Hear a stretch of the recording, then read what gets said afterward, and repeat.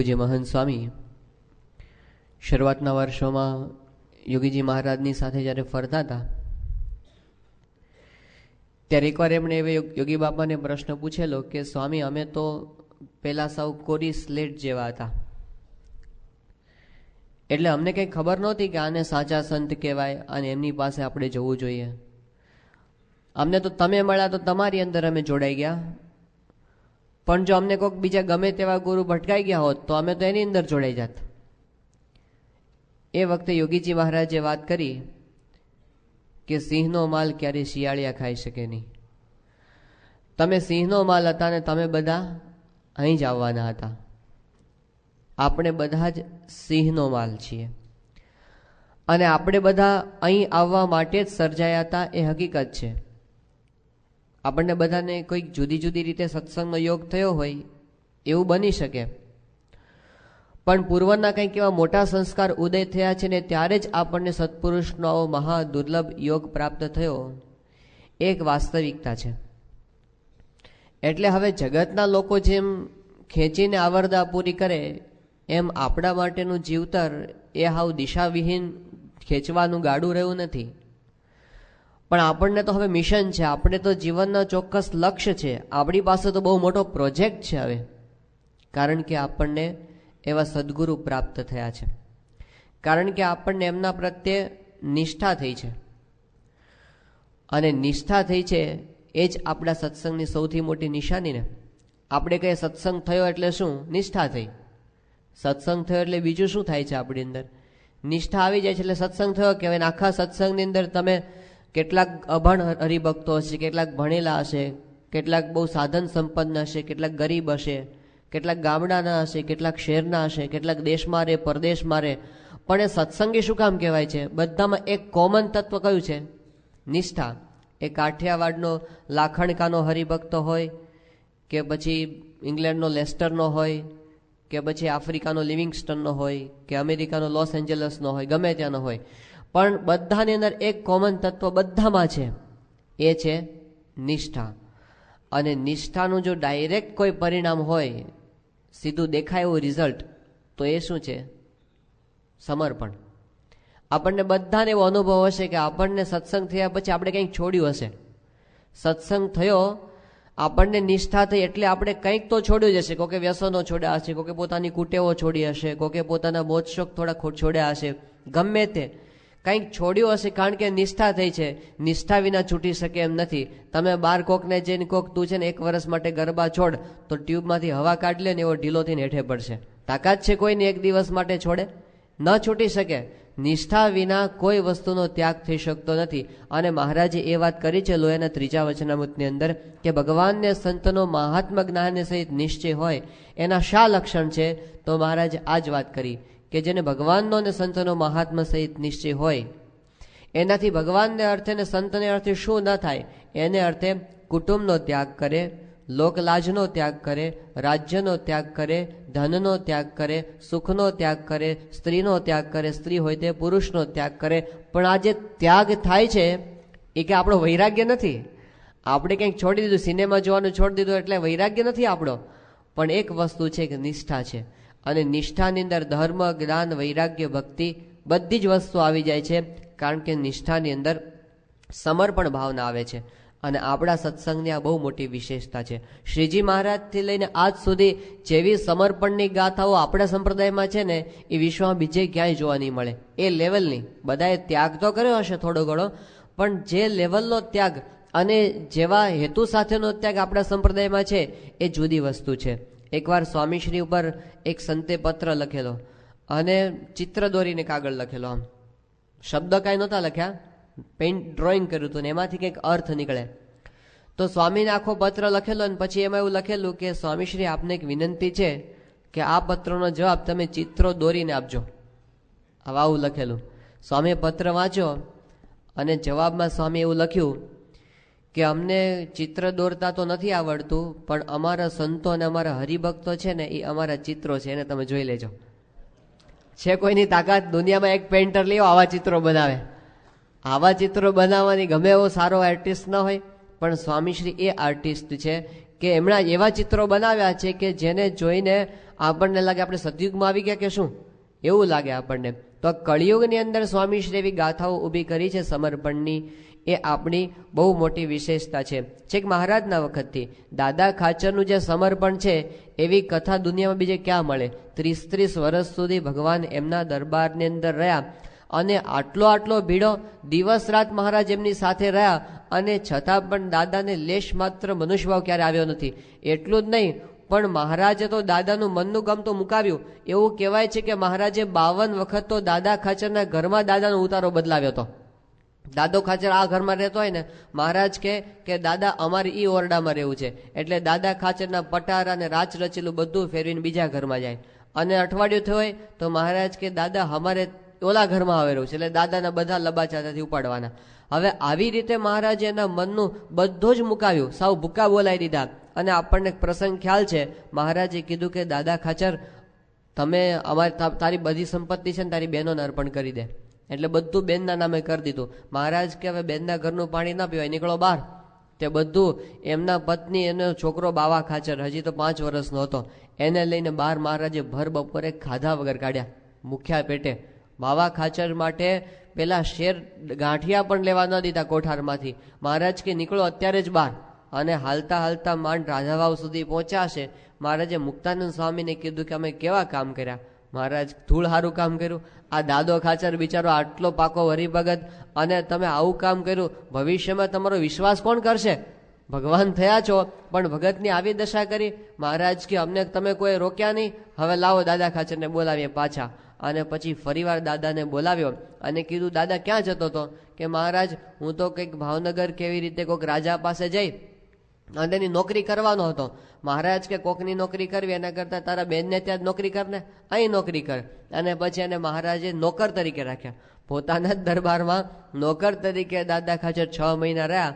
અને પછી મહારાજે કીધું જીવુબાને લાડુબાને બોલાવીને કે તમે તો સાંખ્યયોગી થયા છો, તમારે શું કરવા છે ગામ ગરાસને? એ કે મહારાજ અમે ક્યાં માગ્યા હતા, તો તમે બધું ઉપાડ્યું છે બધું. મહારાજ કે આપી દો પાછા. એમ કરીને દાદાને પાછું આપ્યું. પણ દાદાને આમ મહારાજે કઠપુતળીની જેમ દાદાને નાચ નચાવ્યા છે, પણ દાદાના અંતરમાં લેશ માત્ર મહારાજ પ્રત્યેનો ભાવ ઓછો થયો નથી. આ સમર્પણ મહારાજના આશીર્વાદ લઈને જાય ને દર વખતે ખોટા પડે. મહારાજ કે જાઓ આ વખતે તમારા ગરાસનું કામ થઈ જશે, અને ઊંધા જ પડે આશીર્વાદ. મહારાજ હયાત હતા ત્યાં સુધી દાદા ખાચરનું કામ એકેય સિદ્ધ થયું નથી એના વ્યવહારનું. અને છતાં પણ દાદાને મનુષ્ય ભાવની અને પરિસ્થિતિ મહારાજે તો ત્યાં સુધી લાવીને મૂકી દીધી કે દાદા ખાચરના કોઠારમાં અનાજ નહીં, સાંજે શું ખાશું એનો પ્રશ્ન આવીને ઊભો રહ્યો. હવે આટલા મોટા ગરાસદાર અને કોઈની પાસે ભિક્ષા પણ માગી શકે નહીં. એ વખતે એમને દાદા ખાચરે મહારાજ પાસે આવીને પગે લાગીને કીધું કે મહારાજ હવે તમે અહીંથી ક્યાંક બીજે વિદાય થાવ. હવે દાદા ખાચરને મહારાજ પ્રત્યે એટલો પ્રેમ હતો ને, એક દિવસ માટે દાદા મહારાજ ગરડાની બહાર જાય ને એનો વિરહ સહન કરી નતા શકતા. એમને સામેથી હાથ જોડીને મહારાજને એમ કહેવું પડે કે મહારાજ હવે તમે અહીંથી જાઓ. કેવી પરિસ્થિતિ થઈ હશે એ વખતે. મહારાજે કીધું કેમ દાદા શું થયું? કે મહારાજ અમે તો ભૂખ્યા રહીશું પણ તમને ભૂખ્યા ન રખાય. હવે અનાજની કોઠીમાં એક દાણો પણ રહ્યો નથી. એમ કહેતા દાદા ખાચર રડી પડ્યા. અને એ વખતે મહારાજે કીધું કે દાદા એક વખત ઘટાદાર એક વૃક્ષ હતું, વડલો, એની ઉપર ઘણા બધા પક્ષીઓ રહેતા હતા અને જંગલની અંદર આગ લાગી. અને પછી એ વખતે વડલાએ પક્ષીઓને એમ કીધું કે હમ જલે તુમ કાહે જલો હમારે પાંખો નહીં. અમારે તો પાંખ નથી, તમે શું કામ બળો છો? વડલાએ પંખીઓને કીધું કે હવે તમે ઉડી જાઓ, અમારે તો બળી જવાનું છે. એ વખતે પંખીઓએ કીધું કે અમે કિલ્લોલ આનંદ કિલ્લોલ કર્યો અને તારી સાથે જીવનભર અમે રહ્યા, અને હવે દુઃખના સમયમાં તને છોડીને જતા રહીએ, અમે નહીં છીએ છોડીને. એવું પક્ષીઓએ પેલા વડલાને કીધું. એ વાર્તા કહીને મહારાજે કીધું કે દાદા અમે અહીં પરમહંસો હરિભક્તો સાથે રહ્યા, મોટા ઉત્સવો કર્યા, આટલો આનંદ કિલ્લોલ કર્યો, અને તારા દુઃખની અંદર અમે ભાગ ના લઈએ, અમે પણ ક્યાંય જવાના નથી, અમે પણ ભૂખ્યા રહીશું. એમ કહેતા મહારાજ રડી પડ્યા. હવે આટલું વાતાવરણ મહારાજે શોકમગ્ન કરી દીધું. બધા હરજી ઠક્કર રડે, લાડુબા જીવુબા રડે, દરબારની અંદર આખું શોકમગ્ન વાતાવરણ થઈ ગયું. અને એ વખતે પેલો ભાવનગરથી રૂક્કો આવ્યો અને સમાચાર આવ્યા કે હવે દાદા ખાચરના ખળા ઉપરના ચોકી ઉઠી ગઈ છે, હવે અનાજ લાવવાની છૂટ છે. પણ આવી કઠણ પરિસ્થિતિમાં મહારાજે આખા દાદાને લાવી દીધો. પણ દાદાનો સમર્પણ ભાવના ક્યારેય ઓછી થઈ નથી. ત્યારે મહારાજ બોલ્યા કે હું ગરડું ને ગરડું હું ગરડાનો ને ગરડું મારું, પણ ભગવાનને પોતાના કરી લીધા. તો આવી સમર્પણની ગાથાઓ આપણા સંપ્રદાયની અંદર છે. ત્યાં આગળ રઢુના આશાભાઈ અને ઈશ્વરભાઈ, હવે એમના ખેતરની એમનું જે ગોડાઉન હતું, આખું ગોડાઉન બળી ગયું. શાસ્ત્રીજીમાં જ રઢુની અંદર હતા અને પુરુષોત્તમપુરામાં આખું બિલ્ડિંગ બળી ગયું. તો એની અંદર 600 મણ ઘઉં, 700 મણ ચણા, 1000 મણ કપાસ બધું બળી ગયું અને સાવ રાખ થઈ ગયું. સાંજે ખાવાની ખીચડી ન વધી. તે રઢુથી 2 મણ ખીચડી લઈ ગયા ત્યારે સાંજના છોકરા ખાવા ભેગા થઈ ગયા. આવી પરિસ્થિતિની અંદર શાસ્ત્રીજી મહારાજ જઈને કહે કે અમારે તો સારંગપુરની મંદિરની મૂર્તિઓનો તમારી પાસેથી પૈસા લેવા છે. હવે કોણ માગી શકે આ વખતે? એ વખતે આશાભાઈએ કીધું કે સ્વામી, ભલે અમારી મિલકત બધી બળી ગઈ, અમારી આબરૂ ક્યાં બળી છે, વ્યાજે લાવીને તમને આપીશ. અને એ વખતે શાસ્ત્રીજી મહારાજને આવીને આપ્યા.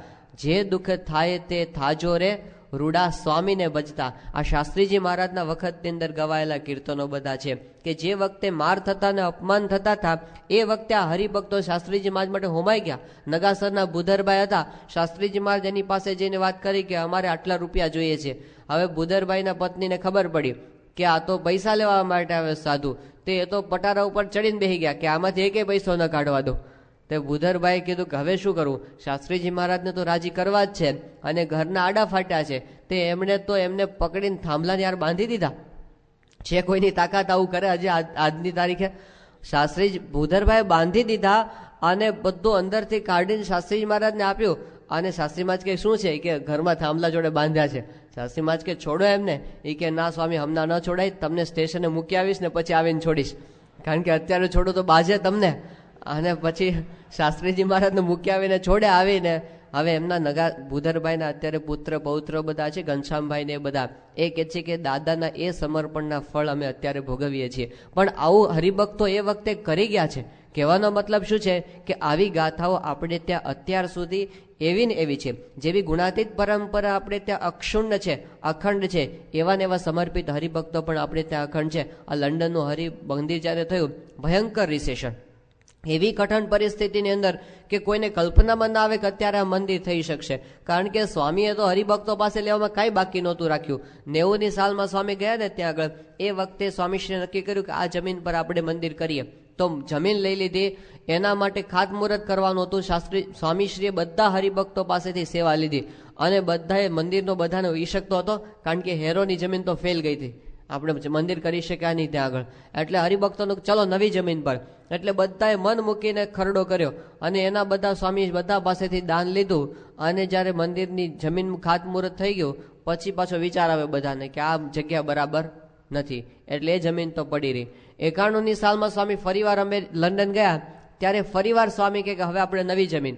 તે નવી જમીન લીધી, ફરીવાર હરિભક્તો પાસેથી ખરડો કરાવ્યો, ફરીવાર ત્યાં આગળ ખાતમુહૂર્ત કર્યું ને કામ શરૂ કર્યું. 94ની સાલમાં સ્વામી ગયા ત્યારે મંદિરનું કામ ધમધોકાર ચાલતું હતું. એ વખતે સ્વામી ત્રીજી વાર એના હરિભક્તો, આ તો બધું એકની એક ગાય શાસ્ત્રીમાં જ કે હું 20-20 વાર દઉં છું, એ જ હરિભક્તો બધા. તો એ ફરીવાર પાછું એની પાસેથી ખરડો કરાવ્યો ને હરિભક્તો ફરીવાર સમર્પિત થઈ ગયા. કોઈની તાકાત નથી આટલી વાર માગી શકે, પણ સ્વામી છે તો, અને એ હરિભક્તો, અને એમણે ફરીવાર સેવા કરી. અને પછી સ્વામી આત્મસ્વરૂપ સ્વામીને ત્યાં મૂકીને આવેલા 95ની સાલમાં. અને ત્યાં આગળ મંદિરનું કામ એક બાજુ ચાલુ અને પૈસાની. ત્યારે કોઈ સ્વામીશ્રીને કોઈક બુદ્ધિશાળી માણસ મળેલા, એમને સ્વામીને એવી શિખામણ આપી કે સ્વામી, આ તમે એવું નક્કી કર્યું છે કે 20મી ઓગસ્ટના દિવસે આપણે 95ની સાલમાં મંદિર પૂરું કરવું છે, પણ અત્યારની આર્થિક પરિસ્થિતિ આખા ઇંગ્લેન્ડની એવી છે કે કોઈ પણ સંજોગોમાં તમારું મંદિર પૂરું થાય એવું મને લાગતું નથી. એટલે છે ને તમે એક કામ કરો કે આ મંદિરનો પ્રોજેક્ટ છે ને એ તમે 2 વર્ષ પાછળ જવા દો. હવે આવી શિખામણ એ તો બહારની રીતે જોતા હોય ને, એટલે એમને એવી રીતે આપી. સ્વામીશ્રી એ વખતે વાત કરી કે ભલે લંડનમાં ગમે તેવું રિસેશન હોય, પણ મને વિશ્વાસ છે મારો હરિભક્ત વેચાઈ જશે પણ મંદિર પૂરું કરશે. વેચાઈ ગયા હરિભક્તો. આ સ્વામીનો વિશ્વાસ, પણ એ વિશ્વાસ કઈ ઉપર છલ્લો નહોતો. સ્વામીનો જે વિશ્વાસ હતો ને, એક એક હરિભક્તને ઓળખે છે. હવે ત્યાંથી લંડનથી આત્મસ્વરૂપ સ્વામી ફોન કર્યો કે સ્વામી, આ હવે શું કરું, મારે કોની પાસેથી માગવા કઈ ખબર પડતી નથી, અને અત્યારે બધાની પરિસ્થિતિ હું જાણું છું, કોઈની પાસે માગી શકાય એવું નથી. સ્વામી કે આટલા હરિભક્તોને ફોન કરીને બોલાવજો. સ્વામી નામ આપ્યા અને પછી કીધું કે એ બધાને કહેજો કે સ્વામીએ કીધું છે. અને આત્મસ્વરૂપ સ્વામીએ 135-40 જેટલા હરિભક્તોને ફોન કરીને બોલાવ્યા. હવે આવી ખબર હોય ને તો કોઈ મળવા આવે જ નહીં. પણ બધા આવ્યા, એક પણ એબસન્ટ નહીં. 2 જણા એબસન્ટ રહ્યા હતા, પછી આવીને મળી ગયા, પણ બધા હાજર. અને પછી એમને આત્મા સ્વરૂપ સ્વામી કીધું કે જો મારે તમને કંઈ કથા કરવાની નથી, તમને તમારી પરિસ્થિતિ શું છે મને ખબર છે, પણ મારે ખાલી એટલું કહેવાનું છે કે સ્વામીનો ફોન આવ્યો છે, એમણે કીધું છે હરિભક્તોને કહેજો સેવા કરશે. અને પછી એ હરિભક્તોએ 4 કલાક સુધી ઊભા રહી અને જે પ્રવાહ વહાવ્યો છે, આત્મા સ્વરૂપ સ્વામી કે આપણી આંખમાં પાણી આવી જાય. એ હરીશભાઈ છે, યોગી પ્રસાદ સ્વામીના ભાઈ, એમણે તો આવીને ચેક આપ્યો 45,126 પાઉન્ડ. એટલે આપણે જોયું આત્મા સ્વરૂપ સ્વામી કે આવો આમ ઓડ આંકડો કેમ છે, કંઈ મેળ વગરનો, કંઈ 51,000 હોય, 25,000 હોય, આવો કેમ લખ્યું છે? એમણે કીધું કે સ્વામી મારી પાસે બેંકમાં છેલ્લામાં છેલ્લી જેટલી રકમ હતી ને આ બધું મેં ભેગું કરીને આપી દીધું છે. અને હજી જો સ્વામી આજ્ઞા કરશે ને, હજી સ્વામી આજ્ઞા કરશે તો મારી દુકાન ને ઘર બે તૈયાર છે, મૂંઝાશો નહીં. હવે બલિરાજાની વાત તો શાસ્ત્રોમાં આપણે સાંભળી છે. સ્વામી એક સાથે આવા હજારો બલિરાજા ઉભા કરી દીધા. એ આપણને દેખાય, આ કળિયુગમાં આપણે છે એવું આપણને ન લાગે. આપણને લાગે આપણે અક્ષરધામના મુક્તોની સભાની અંદર બેઠા છીએ. તો આવા હરિભક્તો, એ આવા જેવા સ્વામી સર્વોપરી છે ને એવા હરિભક્તો પણ સર્વોપરી છે. તો એવું સમર્પણ થાય છે. બાકી છે ને પૈસાને બહિર પ્રાણ કહેવામાં આવ્યો છે, એ છૂટે નહીં, બહારનો પ્રાણ. એ તો છે ને આમ જીવ ગયો લાગે. ગઈકાલે આપણને વાત કરી હતી કનુભાઈ, મત રોના એવું થાય ને, રૂપિયો હાથમાંથી છૂટે નહીં, નથી છૂટતો. અરે અબજોપતિ હોય તોય શું છે, ન છૂટે. અને આપણે સામાન્ય હરિભક્ત આટલું બધું સમર્પણ કરી શકે છે. તો કહેવાનો મતલબ એ છે કે આપણી પાસે એવી ગાથાઓ પડેલી છે ને આપણા મનમાં પણ એ ભાવના છે અને આપણે બધાએ સમર્પણ કરેલું છે. પરંતુ એક વસ્તુ આપણે સમજી રાખવાની કે આપણે સમર્પણ જ્યારે કરીએ છીએ ત્યારે પછી એની અંદર બીજી કંઈક મલિન ભાવના બેસી જાય. પેલું છે અહંકાર, ઈર્ષા. આવું કંઈક જો આવી જાય ને તો પછી આપણા સમર્પણનું જેવું જોઈએ એવું ફળ આપણને પ્રાપ્ત થાય નહીં. આપણે કરીએ છતાં પણ ફળમાં ફેરફાર થઈ જાય. એટલે ઘણી વખત આપણને એવું થઈ જાય કે આ તો છે ને આપણે હું હતો ને એટલે થયું, હું ના હોત તો ન થાત, મેં આટલું બધું કામ કર્યું. અહંકાર છે ને આપણને મારી પાડે. ઘણી વખત આપણને એમ થાય કે જો આમને પણ સ્વાર્થ છે, અને એમાં તો આપણને બહુ નુકસાન જાય જો આપણે એવી રીતે માનીએ તો. પણ આપણને સેવાની રીત બતાવવામાં આવી છે. શ્રીજી મહારાજ કે ભગવાન અને ભગવાનના સંતની સેવા મળે ત્યારે પોતાના મોટા ભાગ્ય માનીને સેવા કરવી કે મને આ સેવા મળી, આ સેવા મારી મને મળી એ જ મારા મોટા સદભાગ્ય. બાકી હું ના હોત તો સેવા ન થાત, એવું જો આપણે માનીએ તો આપણી બહુ મોટી ભૂલ. આપણને આવું થઈ જાય છે કારણ કે આપણે સમાજમાં એવું જોયું છે. આપણે જોયું છે બહાર કે એક પૈસા માટે, એક ડોલર માટે લોકો કેવા પ્રપંચ કરે છે. એટલે પછી છે ને આપણે બધાને એવા જોયા હોય. એટલે પછી સ્વામી જ્યારે માગે ત્યારે સ્વામીમાં આપણને એવું થઈ જાય. એક માણસ હતો ને, એને શિવજીને પ્રસન્ન કર્યા અને પછી કીધું કે તમે છે ને મને પારસમણી આપો. તો શિવજી કે પારસમણી તને મળશે, કાલ સવારે તું દરિયા કિનારે જજે. તો પહેલાં એ કીધું કે દરિયા કિનારે તો ઘણા બધા પથ્થર હોય, મને પારસમણી ખબર કેમ પડે? તો શિવજીએ કીધું કે બીજા બધા પથ્થર હશે ને એ થોડા આમ ઠંડા હશે, પારસમણી ગરમ હશે, તું એને અડજે એટલે તને ખ્યાલ આવી જશે. એટલે તો તે ગયો અને સવારના પોરમાં 6 વાગ્યામાં પહોંચીને પથ્થરને અડવા માંડ્યો. જોયું આ તો ઠંડો છે. હવે ઠંડો પથ્થર ત્યાં ને ત્યાં રાખે તો પાછો ફરી હાથમાં આવે, એટલે એને દરિયામાં ફેંકી દીધો. પછી બીજો પથ્થર જો કે આ ઠંડો છે એટલે એને ફેંકી દીધો. ત્રીજો એ ફેંકી દીધો, ચોથો ફેંકી દીધો જોઈને, પાંચમો ઠંડો ફેંકી દીધો. એમ કરતાં કરતાં 2 કલાક 3 કલાક થઈને પછી તો રીધમ આવી ગઈ. જોયો ઠંડો ફેંકી દીધો, જોયો ઠંડો ફેંકી દીધો, જોયો ફેંકી દીધો, પછી ખબર પડે આ ગરમ છે. એક પથ્થર ફેંકી દીધો પછી ખ્યાલ આવ્યું કે આ ગરમ છે. એમ આપણને શું થાય છે કે આપણે જગતમાં જોયા કે જો આની અંદર સ્વાર્થ છે, આ સ્વાર્થી, આ સ્વાર્થી, આ સ્વાર્થી, એવા આપણે જોયા. એમાં સંત આવ્યા, સ્વામી આવ્યા અને પછી એમણે માગ્યા આપણી પાસે. એટલે આપણે જો ઠંડા માની લે પતી ગયું, તો પછી આપણે એમને બીજાની સાથે એમણે ગણી લીધા કહેવાય. પણ એમને માટે આપણે એ સમજવાનું છે કે વિશ્વની 6 અબજની વસ્તી કરતા સત્પુરુષ નોખા છે. એ સંત છે ને એ યુનિક છે, ભગવાનનું સ્વરૂપ છે. અને એ આપણી પાસે જે માગે છે એ એમને કોઈ સ્વાર્થ નથી. એ આપણી પાસે માગે છે, એ આપણને સેવા આપે છે. જો આવી ભાવના સાથે કરીએ તો છીએ, પણ ખાલી આટલી ભાવના ફરી જાય ને ફળમાં અનંત ગણો ફેર પડી જાય. આપણને એટલો ખ્યાલ આવવો જોઈએ કે મહારાજે પ્રથમના 27માં વચનામૃતની અંદર એવી વાત કરી છે કે આ જે સંત છે કોણ છે? મહારાજ કે એની આંખમાં જોનારા ભગવાન છે, એના પગમાં ચાલનારા ભગવાન છે, એના અંગો અંગમાં ભગવાન નિવાસ કરીને રહે છે. એટલા માટે એ સંત તો આખા જગતના આધારરૂપ છે. એના આધારે આખું બ્રહ્માંડ ચાલે છે. આપણે શું ચલાવવાના? ગુણાતીતાનંદ સ્વામી ત્યાં સાંકડા વદરથી પાછા આવતા હતા અને એ વખતે પેલા મરેલા ઢોર પડેલા અને એની ભયંકર વાસ આવતી હતી. બધા મોઢા ઉપર નાક ઉપર રૂમાલ રાખીને ઉભા રહી ગયા. એ વખતે ગુણાતીતાનંદ સ્વામી એવું બોલ્યા કે હું જો મારી ચૈતન્ય શક્તિ ખેંચી લઉં ને તો આખું બ્રહ્માંડ આવી રીતે ગંધાઈ ઉઠે. ગુણાતીતની ચૈતન્ય શક્તિથી આખું બ્રહ્માંડ ચાલે છે. એ ગુણાતીત પર આપણે શું ઉપકાર કરવાના? આપણી શું હેસિયત છે કે આપણે એમને મદદ કરીએ અને આપણા આધારે એમનું કામ ચાલે?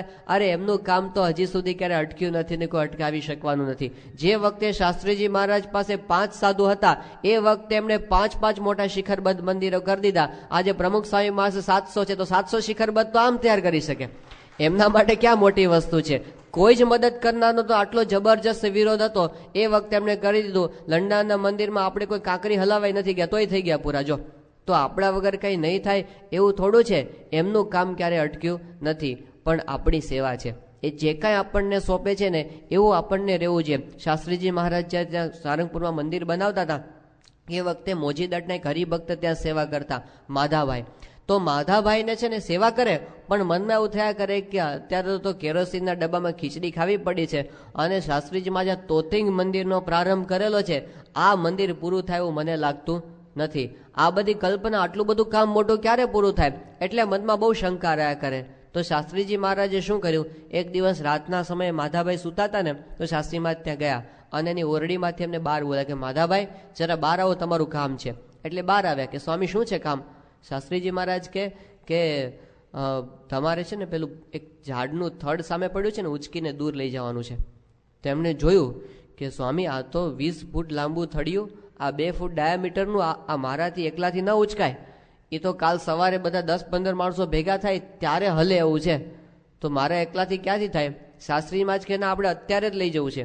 કે સ્વામી અત્યારે ક્યાંથી પણ એ ત્યાંથી ખસી શકે? હું એકલો કેવી રીતે ખસેડું? શાસ્ત્રીજી મહારાજ કે તું હાથ અડાડ ને તારી પાછળ આવશે. અને એમણે હાથ અડાડ્યો તે માધાભાઈ જ્યાં ગયા ને પાછળ થડિયું આવે. એને જ્યાં મૂકવાનું હતું ને ત્યાં ઊભા રહી ગયા, થડિયું ત્યાં ઊભું રહી ગયું. શાસ્ત્રી મહારાજ કે જાઓ હવે જઈને સૂઈ જાઓ. માધાભાઈને ખબર પડી કે મને શું કામ બોલાવ્યો હતો. એને ખબર પડી કે શાસ્ત્રીજીમાં જ એ પુરુષ છે કે જળને પણ ચૈતન્ય બનાવી શકે છે. એ જો ધારશે ને તો આ બધા પથરા ઉડીને ચોટી જશે, મારી કઈ જરૂર પડવાની નથી. પણ એમના સંકલ્પમાં એ શક્તિ છે. શાસ્ત્રીજીમાં ધારે તો જમીન ફાડીને મંદિર બહાર કાઢી નાખે. એમનામાં તો બધું જ છે પણ એ કરતા નથી કારણ કે એમને સેવા આપવી છે ને. દાદા ખાચરને આવું થઈ ગયું. એમને જયારે પ્રશ્ન થયો ને, જો આપણા બધા જ મંદિરમાં આ પ્રોબ્લેમ આવ્યો જ છે. પહેલું ગરડાનું મંદિર બનતું તો એ વખતે પૈસાની કટોકટી, કડિયાના પગારની રકમ ચડતી જાય અને એ વખતે કટોકટી હતી. એમને મનમાં શંકા થઈ કે શું થશે, ચિંતા થવા માંડી. એ વખતે મહારાજ પાસે અડધી રાતે ગયા કે મહારાજ હવે શું થશે, મને બહુ ચિંતા થાય છે. મહારાજ કે શું ચિંતા થાય છે? એ કે મહારાજ મંદિર કેવી રીતે થશે પૂરું? મહારાજ કે મંદિર તો આ ઊભું અને સોનાનું મંદિર આખું, ગોપીનાથજીનું આખું સોનાનું મંદિર. તો દાદા ખાચર કે મહારાજ હવે રાખો બસ આમનામ જ, હવે આમાં ફેરફાર કરતા નહીં. મહારાજ કે દાદા એ નથી રાખવું, એમાં તો તારે ને મારે બધાને માથે પથરા લઈને દાખલા કરવા છે. એવી રીતે આપણે સેવા કરીને આ મંદિર પૂરું કરવું છે. પણ મહારાજનો એવો સંકલ્પ હતો કે આપણે બધાને સેવા આપવી છે અને સેવા કરવી છે. એમના જે હેતુઓ છે ને આપણે કરતા ઘણા ઊંચા હોય છે. આપણે ખાલી કામને જોઈએ પણ એ કામની પાછળ બીજા 1000 કામ એમને કરવાનું આપણને ખબર પડે નહીં. એમને અનંતનું કલ્યાણ કરવું છે એ હેતુ એમના લક્ષ્યની અંદર છે એટલે નથી કરતા ને. શ્રીજી મહારાજે તો કેવા પરચા બતાવેલા છે. જો મહારાજને એમ પરચા બતાવીને બધાને ખેંચી લેવા હોય તો મહારાજ પાસે તો ઐશ્વર્ય હતું તો પૈસાઓના ઢગલા કરી શક્યા હોત. લોજની અંદર તો ત્યાં પેલા સરજુ દાસ પોતે મહારાજ ત્યાં આગળ બધું સેવા કરતા હતા. છાણના પોદળા લેવા માટે જાય, પોદળા લેવા માટે. તો પછી શું થાય, ગામની ભરવાડણો અને સરજુદાસ એ બંનેની વચ્ચે છે ને હરીફાઈ થાય. એટલે કોણ વધારે પોદળા ભેગા કરે છે. તો મહારાજ તો વહેલા ઉઠીને બધા પોદળા ભેગા કરી આવે. તો પેલી ભરવાડોને એના કરતા વહેલી જાય અને બધું લઈ આવે. અને નિયમ એવો હતો કે પોદળાની અંદર જે પેલું સાઠીકડું ભરાવી દે ને એનો પોદળો થઈ જાય. એટલે આ તો બધા વહેલા જઈને કરી આવે. પણ પછી મહારાજને કીધું આ તો પહોંચાશે નહીં. એટલે પછી શ્રીજી મહારાજ શું કરે, પેલી ભરવાડણ પોદળો લેવા જાય ને તો પોદળામાં બ્રહ્માંડ દેખાડે. એટલે ઓલી ભાગે બધે સરજુડાએ કંઈક કર્યું છે એમ કરીને ભાગે ને મહારાજ આખો પોદળો ઉપાડી લે. હવે શ્રીજી મહારાજે ભરવાડણોને પોદળાની અંદર બ્રહ્માંડ દેખાડ્યું. શેના માટે? એક પોદળો વધારે મળે એટલા માટે. મહારાજે ઇંગ્લેન્ડની રાણીને બતાવ્યું હોત તો આટલું જ ઐશ્વર્ય બતાવવાનું હતું ને કે વધારે તો કરવાનું હતું નહીં, તો રાણી સત્સંગી હતો શું થાત? એ વખતે તો sun never sets in British empire એવું કહેવાતું હતું. તો આખું એમ્પાયર મહારાજનું થઈ જાત કે નહીં? પણ મહારાજને એવું કરવાની અંદર રસ હતો નહીં. મહારાજે તો પેલા ચકલાને અને માછલાની સમાધિ કરાવી છે, સર જ્હોન માલ્કમને નથી કરાવી. હા, મહારાજને એવી રીતે જો પૈસા ભેગા કરવા હોય તો સત્પુરુષ પાસે તો હજારો ટેકનિક છે, એવી થઈ શકે ને. સ્વામીશ્રી ત્યાં આગળ ખેડા જિલ્લામાં ફરતા હતા, વિચરણ કરીને આવ્યા અને 2 દિવસ પછી એક યુવકનો પત્ર આવ્યો, વડોદરા જિલ્લાનો હતો, પ્રવીણ એનું નામ હતું. અને એમણે એવું લખેલું કે સ્વામી, હું તમારી સાથે ગામડે ફરતો હતો અને એ વખતે છે ને મને છે ને એવું મનમાં લોભ જાગ્યો, તે મેં પધરામણીની ભેટમાંથી 50 રૂપિયાની ચોરી કરી લીધી. અને તમે મને સપનામાં આજે દર્શન આપ્યા અને વાત કરી કે આપણે મંદિરના પૈસા ન લેવાય, ઠાકોરજીના પૈસા કહેવાય, એટલે મારી ભૂલ થઈ છે અને 50 રૂપિયા તમને કવરમાં મોકલું છું, એમ કરીને કાગળ લખેલો. સ્વામી જમતા હતા ને એ વખતે આ પત્ર વંચાયો. તો સામે જનમંગલ સામે બેઠા હતા. એમણે કીધું, સ્વામી તમે 50 રૂપિયા માટે આ છોકરાને સપનામાં દર્શન આપ્યા, એના કરતા ટાટા બિરલાને આપ્યા હોત તો આમાં ક્યાં કે અમારે બધી જોડીઓ માગવાનું ને ખરડા કરવાનું બધું બંધ થઈ જાત. સ્વામી કે જો આપણે જોડીઓ ને ખરડા ક્યારેય બંધ થવાના નથી. શાસ્ત્રીજી મહારાજના વખતથી આ જ રીત છે કે માગવાનું જ છે, તમારું ભીખ માગવાનું ક્યારેય બંધ થવા દેવામાં આવશે નહીં. તો એમની આ જ રીત છે કે આપણી પાસે મગાવવું છે, આપણી પાસે એમને કરાવવું છે એટલે કરવાનું. કારણ કે એમને પૈસાની નહીં, આપણી સમર્પણ ભાવનાની જરૂર છે. જો મહારાજ પાસે દુબળી ભટ્ટ પેલા 13 દોકડા મૂક્યા અને એમાં મહારાજે ગોપીનાથ દેવની જય બોલાવી દીધી, તો મહારાજને એવું નહોતું જોતું કે આને ઓછા પૈસા આપ્યા, આમને વધારે. આની સમર્પણ ભાવના કેવી છે એ જોઈને મહારાજ રાજી થયા. તો જેટલા જે સમર્પિત થયા છે એટલા એ મહારાજનો અને સ્વામીનો રાજીપો પ્રાપ્ત કરી શક્યા છે, એ સુખી થયા છે. પણ કહેવાનો મતલબ એ છે કે આપણા અંતરની અંદર આવી ભાવના એ સતત રહ્યા કરે અને પછી આપણને વિચાર કર્યા કરે હું કેમ એમના કામની અંદર વધારે ને વધારે મદદરૂપ થાઉં. એમને આટલો મોટો જબરજસ્ત યજ્ઞ ઉપાડેલો છે, એની અંદર આપણે કેમ સમર્પિત થઈ શકીએ? અત્યારે આપણને સમયનો પ્રશ્ન મોટો નડે છે. આપણે બધા સમયદાન યજ્ઞની અંદર બધું લખ્યું છે કે સન્ડે ફોર સ્વામી ને એ બધું. હવે આપણને એમાં પણ પ્રશ્નો કેટલા બધા નડે છે કે કેમ સ્વામી માટે આપણે સમય કાઢી શકીએ. હવે એની અંદર સ્વામીશ્રી પાસે જ્યારે જ્યારે આ વાત થઈ છે, કાર્યકરોએ પણ ઘણી વખત સ્વામીને પ્રશ્ન પૂછેલો કે સ્વામી અમારે કામ તો કરવું છે પણ ટાઈમ ક્યાં મળે છે? એ વખતે સ્વામીશ્રી દર વખતે એક સરખો જવાબ આપ્યો છે. એમને અનુભવનું યાદ છે. સ્વામી કે તમે આયોજન કરો, કારણ કે આ ઇમ્પોર્ટન્ટ છે. 4 પ્રકારના કામ ગણવામાં આવે છે ને મેનેજમેન્ટની અંદર. એક કામ તો એવા છે કે અર્જન્ટ છે ને ઇમ્પોર્ટન્ટ છે. બીજા કામ એવા છે કે અર્જન્ટ છે પણ ઇમ્પોર્ટન્ટ નથી. ત્રીજા કામ એવા છે કે અર્જન્ટ નથી પણ ઇમ્પોર્ટન્ટ છે. ચોથા કામ એવા છે કે અર્જન્ટ પણ નથી ને ઇમ્પોર્ટન્ટ પણ નથી. 4 પ્રકારના કામ ગણવામાં આવે છે. તો કેટલાક અર્જન્ટ ને ઇમ્પોર્ટન્ટ હોય, આજે ને આજે તમારે કામ કરવા પડે અને અગત્યના પણ હોય. હા, આ શિબિરની અંદર તો આજે જ આવવું પડે, તમે કોઈ અઠવાડિયા પછી શિબિર એટેન્ડ કરી ના થાય. એ અર્જન્ટ છે, ઇમ્પોર્ટન્ટ પણ છે, આજે જ કરવા પડે. પ્રીમિયમ ભરવા માટે જવાનું હોય તો આજે જ જવું પડે. તમારો ઇન્ટરવ્યૂ આજે હોય જોબનો તો આજે જ જવું પડે. એ અર્જન્ટ પણ છે અને ઇમ્પોર્ટન્ટ પણ છે. કેટલાક કામ એવા કેવા છે કે અર્જન્ટ છે પણ ઇમ્પોર્ટન્ટ નથી. કે આજે જ પેલી ફૂટબોલની ફાઇનલ મેચ છે, જો જોવી હોય તો આજે જ જોવી પડે, પણ એ કે અગત્યનું છે, ન જોયું તો કાંઈ જતું રહેતું નથી, પણ એ ઇમ્પોર્ટન્ટ નથી. જો ત્રીજા કામ કેવા છે કે અર્જન્ટ પણ નથી ને ઇમ્પોર્ટન્ટ પણ નથી. આવા કામમાં આપણો બહુ સમય જતો હોય છે. ગપ્પા મારવા, અમથામતા બેસી રહેવું, રવિવારે સવારે 10 વાગે ઉઠવું, અમથામતા હોઈ રહેવું, ટેલિવિઝનની ખોટે ચેનલો ફેરવ્યા કરવી, ઇન્ટરનેટની અંદર ચેટિંગમાં કલાકો કાઢવા, એમાં કિશોરોમાં અમુક લાગુ પડે છે બધું. આ બધું છે કે નહીં? કે એ બધું શું છે? અર્જન્ટ પણ નથી અને ઇમ્પોર્ટન્ટ પણ નથી. અને આ બધા કામમાં આપણો સમય જાય છે અને માર કોને પડે છે ખબર છે? જે અર્જન્ટ નથી પણ ઇમ્પોર્ટન્ટ છે. એટલે શું? તો જો આપણને કોઈક એક્સરસાઇઝ રોજ કરજો, એ આપણે કરી શકતા નથી, કારણ કે અર્જન્ટ નથી. એક દિવસ ન કર્યું તો શું વાંધો છે? એક દિવસ આસન ન કર્યા, વોકિંગ કરે, શું ફેર પડી જાય છે? કારણ કે એમાં કંઈ આપણને દેખાતું નથી એક દિવસમાં, પણ ઇમ્પોર્ટન્ટ તો છે ને. આ સત્સંગના કામ બધા એ કેટેગરીની અંદર આવે છે કે એક દિવસ સત્સંગનું વાંચન ન કર્યું તો શું ફેર પડી જાય છે? ક્યાં ફરક પડી જાય છે? કંઈ પણ ઇમ્પોર્ટન્ટ તો છે ને. હવે એના માટે આપણે છે ને એ મનને બાંધી જ રાખવું પડે કે આટલું તો કરવાનું જ છે તો જ થાય. એને જો તમે નક્કી ન કરી રાખો ને નિયમની રીતે તો એ ક્યારેય થઈ શકે નહીં. એટલે સ્વામી કે નિયમ રાખીને આ બધું કરીએ તો પાણીના ઘડાની જેમ એ બધું ભરાતું હોય છે.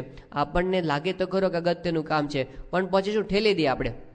ઠેલામાં ઠેલા વૃત્તિ, આજનું કામ કાલ ઉપર કાઢીએ, કાલનું કામ પરમ દિવસ ઉપર કાઢીએ, એવું બધું. અને એવું કહેવાયું છે અંગ્રેજીમાં કે tomorrow is the day when lazy people have to do most work. આવતીકાલનો દિવસ એવો છે ને, આળસુ માણસની ડાયરીમાં સૌથી વધુ કામ આવતીકાલના હોય કે હવે પછી કરશું, આવતીકાલે કરશું, આવતીકાલે કરશું, અને એમાં કામ ઠેલાય કરે. રીડર્સ ડાયજેસ્ટની અંદર એક વાત આવેલી, એમાં એક પ્રશ્ન પૂછેલો કે how much sleep is necessary for an average man. કેટલી જરૂરી છે? 5 hours, 6 hours. 6 કેટલા કે 6? ઘણા બધા. 7 કોઈ કે 7 કેટલા કે 8, 9, 4 કોઈ કે 4, 4 વાળા પણ છે. તો એમાં એવી વાત કરેલી કે આપણે બધાના જવાબ સાચા છે, કારણ કે વ્યક્તિ પ્રમાણે બદલાય, શરીર પ્રમાણે. પણ એમાં જો એક જવાબ આપણને બધાને કોમન લાગુ પડે એવો હતો જવાબ. એમાં એવું લખેલું કે how much sleep is necessary for an average man, અને જવાબ શું હતો? 5 minutes more. જ્યારે ઉઠીએ ને ત્યારે લાગે કે થોડું સુઈ લઈએ. થાય છે કે નહીં? થોડી વાર રહીને ઉઠશું. સ્નૂઝ વાળા ઘડિયાળ બધા આના માટે જ આવ્યા છે આમ, અને 10, 12 વખત સ્નૂઝ દબાવતા હોય છે કેટલાક. હા, આવો અનુભવ થાય છે ને, એ છે આપણી વૃત્તિ છે. અને સ્વામીનો સિદ્ધાંત આનાથી બિલકુલ જુદો છે. સ્વામીશ્રી મુંબઈમાં પત્રલેખન કરતા હતા અને સ્વામી યજ્ઞેશ્વર સ્વામી બેઠા હતા. તો યજ્ઞેશ્વર સ્વામીને યાદ આવ્યું કે મારે પણ એક હરિભક્તને પત્રનો જવાબ લખવાનો છે, પણ તરત શું વિચાર આવ્યો ખબર છે? કાલે લખીશું, આજે શું ઉતાવળ છે? હવે મનમાં વિચાર આવે ને સ્વામીએ પકડ્યો. અંતર્યામી છે ને સ્વામી તો સ્વામીએ પત્ર લખતા અટકી ગયા, ચશ્મા કાઢ્યા, સ્વામી એમના સામું જોયું અને એક વાક્ય સ્વામી બોલ્યા કે 1 સેકન્ડ પછી કામ કરીશ એવો જો વિચાર આવે ને તો એનું નામ પણ આળસ કહેવાય. એમ કરીને કાગળ લખવા માંડ્યા. પેલા ઉભા થઈને લખી આવ્યા. હવે આ સ્વામીની વ્યાખ્યા છે. સ્વામી બોલ્યા નથી, આખી જિંદગી આ રીતે સ્વામી જીવે. સ્વામીની કર્મઠતા તો જુઓ, આજે 81 વર્ષની ઉંમરે કેટલું કામ કરે છે. હવે અત્યારે બાપા અહીં આવે ધારો કે, અને સ્વામીના 2 ખભે 2 પોટલા હોય, 2 હાથમાં 2 પોટલા હોય, માથે 1 પોટલું મૂકે, 5 પોટલા લઈને સ્વામી જતા આપણે શું કરીએ? દોડીને લઈ લે, સ્વામી આ તમે શું કામ ઊંચકો છો? આપણને લાગે કે હવે જુવાન દીકરાની ફરજ છે કે દાદાનો હવે કામ ન કરવા દેવાય એને. એમ સ્વામી આટલું બધું ખેંચે છે તો આપણને એમ ના થાય કે ચાલો થોડો ભાર આપણે લઈ લઈએ. હવે એ આટલું ખેંચે છે, એમને કેટલું કામ અત્યારે કરવાનું હોય છે, તો આપણને કેમ થાય કે હું કંઈક મદદ, મારાથી જે થઈ શકે બધું મારે કરી છૂટવું છે. મારી શક્તિ હોય અને હું ન કરી શકું એવું એક પણ કામ ન હોવું જોઈએ, કારણ કે આપણો સમય હવે આપણો નથી. આપણો ટાઈમ વેસ્ટ ન થવો જોઈએ. આપણા 1 સેકન્ડ ઉપર આપણો અધિકાર નથી. આપણો સમય એ BAPSનો છે, આપણો સમય એ પ્રમુખ સ્વામી મહારાજનો છે. આપણે અડધો કલાક બગાડ્યો એટલે સ્વામીનો અડધો કલાક બગડ્યો એવું સમજવાનું ને, કારણ કે આપણે સ્વામીના થઈ ગયા, આપણું સમગ્ર જીવન એમના માટે છે.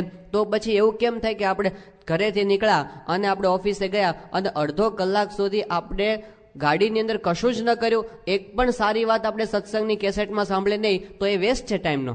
એ સ્વામીનો સમય આપણે બગાડ્યો કહેવાય. કેમ એની અંદર કંઈક થઈ શકે નહીં? તો 1 સેકન્ડનું આયોજન એ આપણી પાસે હોય કે કેમ વધારે આપણે એને મદદરૂપ થઈ શકીએ. તો સ્વામીનું આ કામ છે. દુનિયાના લોકો અમથા માંડ્યા છે. ક્રિશ્ચિયન્સ બધા આમ દેખાય છે આપણને. ડોક્ટર સ્વામી પાસે એક જણ 1 કલાક બાઇબલની વાત કરીને હાથમાં બાઇબલ પકડાઈ ગયો અમદાવાદની અંદર.